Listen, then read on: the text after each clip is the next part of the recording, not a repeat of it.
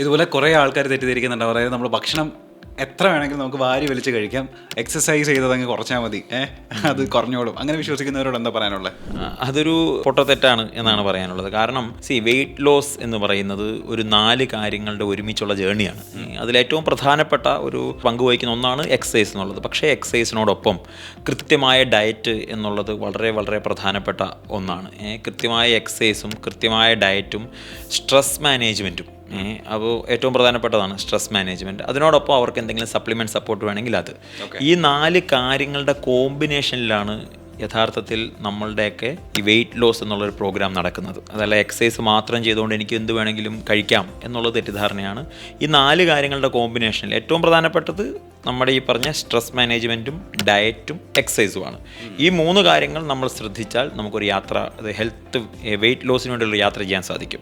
അതുകൊണ്ട് എക്സസൈസ് മാത്രം എന്നുള്ളത് ഒരു തെറ്റിദ്ധാരണയാണ്. അപ്പോൾ സ്ട്രെസ് കൂടിയാലും വണ്ണം കൂടുമോ? തീർച്ചയായിട്ടും. Mental health directly connected to our physical ബോഡിയാണ്. സ്ട്രെസ് കൂടുന്നവർക്ക് അവർക്ക് വണ്ണം കൂടാനുള്ള സാധ്യത, ഹോർമോണൽ ഇംബാലൻസുകൾ വരാനും വണ്ണം കൂടാനുള്ള സാധ്യതയും വളരെ കൂടുതലാണ്.